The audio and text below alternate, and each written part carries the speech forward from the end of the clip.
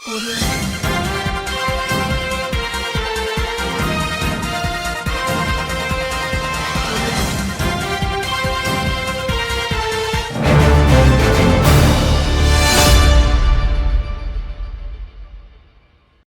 జిల్లా ప్రజలకు నా విజ్ఞప్తి ఒకటే, ఇవాళ మనల్ని కాదని ఎవరికన్నా వేస్తే మన జిల్లాకి ఏమైనా ప్రయోజనం ఉందా? 10 ఏళ్ల నుంచి నరేంద్ర మోడీ ప్రధానమంత్రి కదా, అర్ణమ్మ 5 ఏళ్ల నుంచి ఆ పార్టీలో ఉంది కదా, పోయినసారి కూడా పోటీ చేసింది కదా. మరి 5 ఏళ్ల మనకి ఏమైనా ఆర్టీఎస్ మొత్తం ఏమైనా దీపించి కాలువలు దోపించి కర్ణాటక నుంచి నీళ్లు తెచ్చిందా? అంతకంటే ముందు వాళ్ళ ప్రభుత్వమే ఉండే కదా.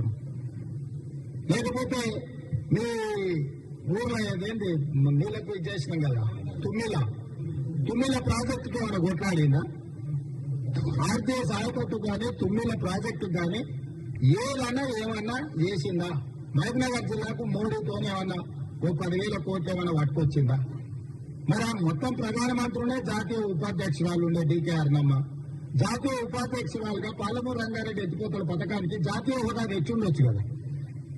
నువ్వు మాత్రం జాతీయ ఉపాధ్యక్షురాలు తెచ్చుకున్నావు, మహబూబ్నగర్ కు పాలమూరు రంగారెడ్డి ఎత్తిపోతలకు మాత్రం జాతీయ హోదా ప్రాజెక్టుకు తీసుకురాలే. 10 పైసలు ఏమన్నా తెచ్చిందా?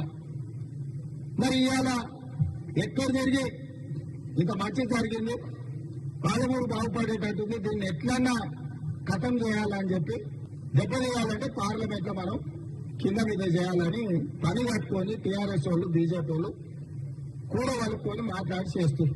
మీరందరూ నాకు మాట ఇస్తురా లేదా 2 సీట్లు గెలిపిస్తామని ఇస్తారు కదా.